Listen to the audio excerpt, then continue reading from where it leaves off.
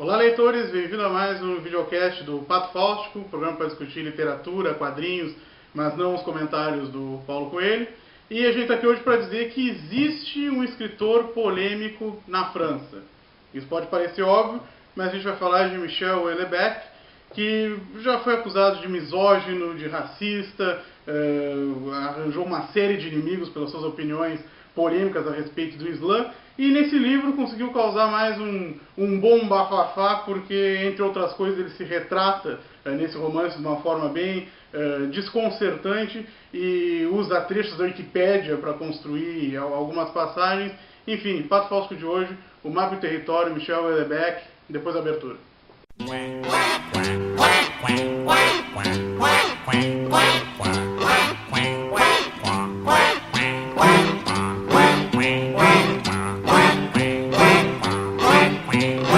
Lá vem o pato, pataqui, patacolá. Lá vem o pato para ver o que há. Michel Houellebecq começou a escrever na década de 80, no final da década de 80, começou com poesia, e aí ao longo da sua carreira ele escreveu tudo que é tipo de texto, ensaios, contos, e no âmbito do romance, que é o que nos interessa, ele tem 5 obras. A primeira de 94 é o Extensão do Domínio da Luta, que já é uma excelente obra, já mostra algumas das características que ele vai seguir depois. Depois, em 98, se não me engano, ele publica As Partículas Elementares, que já é um boom, já é um grande romance. Depois, em 2001, ele publica Plataforma, na minha opinião, o melhor romance dele até agora.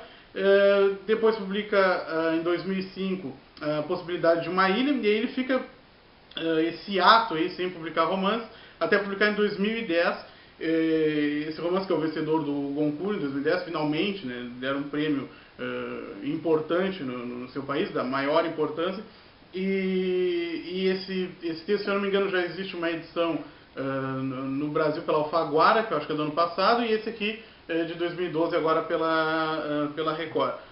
Bom, esse texto aqui conta a história do Gerd Martin, espero que seja essa a pronúncia, que é um artista plástico, né, que na realidade tem aí o seu trajeto, né, de artista contado ao longo desse romance. Né. Eu falo do trajeto dele de artista porque o próprio percurso dele na sua arte, pensando a sua arte, de uma certa forma pode servir como um campo interessante para a gente pensar o romance como um todo. O Gerd ele começa fotografando ferramentas, porque ele tem uma tese específica de que a história humana se confunde com a história dos metais. Depois ele passa a fotografar os mapas dos guias Michelin, né, ou seja, de uma certa forma mudando um pouco o seu rumo, e por fim ele termina pintando uma série de profissões como açougueiro, gerente de bar, e a partir desse trajeto, né, a própria discussão estética da obra do Michel Houellebecq, ela pode ser confeccionada, porque a gente parte de um projeto conceitual inicialmente, que é uma tentativa de provar uma tese com as ferramentas, depois um projeto que discute a banalização da arte, né, já que o estético pode ser encontrado em lugares inesperados, como num mapa, né, que não é um lugar qualquer, enfim, é quase um manifesto ao estímulo livre da arte, né, já que ela pode representar tudo, inclusive uma representação, que é o caso de um mapa, e na terceira, né, no seu terceiro projeto ele passa finalmente da representação pós-natural das ferramentas ao naturalismo do retrato, que ele passa a retratar profissões, então a motivação humana, inclusive, é básica para a obra do Gerd num terceiro momento. Dentro dessa produção dos retratos, a obra principal dele, eu acho que para entender o romance como um todo, é a chamada Damien Hirst e Jeff Koons, né, que são dois expoentes aí das artes plásticas. Damien Hirst e Jeff Koons dividem entre si o mercado da arte, né, ou seja, dois personagens que já aparecem logo no início do romance, que são fundamentais, como a gente vai ver adiante, para entender a configuração dessa obra. Bom, esse livro ele fica mais interessante, essas 3 etapas ficam mais complexas, porque em determinado momento o galerista do Gerd sugere que ele chame alguém para escrever o texto para o catálogo da exposição. E aí quem que ele resolve chamar? Se você tem alguma dica? Exatamente, ele resolve chamar Michel Houellebecq, um dos grandes escritores da literatura francesa, para escrever o texto, né, uma análise da sua própria obra para o catálogo, e aí ele entra em contato com o escritor. A gente já vai organizar tudo isso, mas antes vamos dar uma olhada no como é que esse romance se organiza, né? Ele é narrado em terceira pessoa, uma terceira pessoa que aqui, na realidade, traz uma voz que já é comum na obra do Houellebecq, desde o primeiro texto, que é uma voz mais distanciada, né? Uma voz que se afasta, uma voz satírica, irônica, cínica, né? E que, em alguns momentos, inclusive, por causa desse distanciamento, né? Quase esse comportamento asséptico, impede que nós conheçamos quais são as suas... qual a hierarquia do próprio texto. Por exemplo, tem um momento na página 257 em que acontece um assassinato, que eu não vou revelar ainda como que se dá, vou falar adiante para quem não leu o livro, em que no momento, né, na cena mais impactante, que vai se descrever o cenário, porque esse assassinato aconteceu em uma situação, em condições bem impactantes, ele resolve falar das moscas que são no lugar, né? Então ele fala, música doméstica. Cada fêmea de música doméstica é capaz de botar até 500 ovos, às vezes 1000 ovos. Esses ovos são brancos e medem cerca de 1,2 milímetros de comprimento, né? Ou seja, esse narrador, de uma certa forma, não se deixa compadecer e nem, de uma certa forma, respeita totalmente a motivação daquele mundo do mundo ficcional para organizar as hierarquias. Apesar de que aqui ele ainda usa a perspectiva do personagem importante nesse momento para fazer essa relação com as moscas, mas isso a gente pode perceber em todo, ou seja, essa falta de comprometimento do narrador com a história em vários momentos, está nos outros textos do Houellebecq desde o início. É interessante que esse cinismo, né, essa acidez, ela é mais forte justamente quando o autor precisa retratar o Houellebecq, que é um ser totalmente decadente. Por exemplo, na página 165, ele se descreve, o próprio Houellebecq se descreve assim, ó, tenho micoses, infecções bacterianas, um eczema atópico generalizado, é uma verdadeira infecção. Estou apodrecendo e ninguém dá a mínima, ninguém pode fazer nada por mim. Fui vergonhosamente abandonado pela medicina. O que me resta fazer? Me coçar. Coçar sem parar. Minha vida agora é isso, uma interminável sessão de coceira. Então esse é o sujeito patético, que essa é a maneira como o autor se retrata. Só que o narrador, de maneira extremamente sarcástica, adora mencionar ele como o autor de plataforma, o autor de partículas elementares, ou seja, dando uma volta nessa própria figura risível do personagem. É assim que o narrador do Houellebecq geralmente se comporta na maioria das situações aqui. Outra característica, né, das narrações do Houellebecq é tratar melhor o texto com ideólogos, né, ou seja, sujeitos que têm opiniões, que têm ideias. Então aqui a gente tem um detetive, um policial que possui uma ideia sobre economia, depois ali adiante ele fala a respeito dos assuntos mais variados. O próprio Géd tem opiniões sobre a arte, e lógico, dentro desses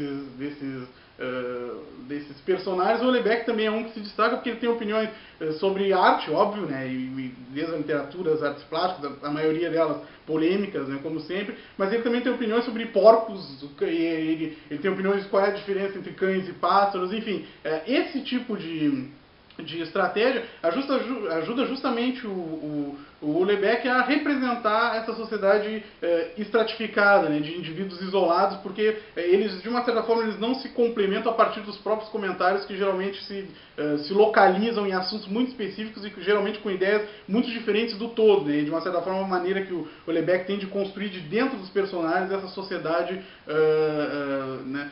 essa sociedade estratificada e em que a alienação de um indivíduo para o outro ela é muito forte, ela é muito presente. Mas além dessas opiniões polêmicas que esses personagens dizem, que até aqui está mais leve, sem dúvida nenhuma, comparado com os outros textos do Houellebecq, aqui ele está com a mão um pouquinho mais contida. Além disso, causou muita polêmica justamente a questão da Wikipédia, né? Ou seja, o autor usar verbetes da Wikipédia, usar trechos da Wikipédia para construir certas passagens do romance. Isso, eu acho que essa polêmica é infundada por dois motivos. Primeiro, porque sinaliza para os limites da autoria, que é uma discussão do livro, né? O próprio Jeff Koons, que é um dos pintores retratados pelo protagonista, ele é um sujeito que já foi acusado de plágio, né?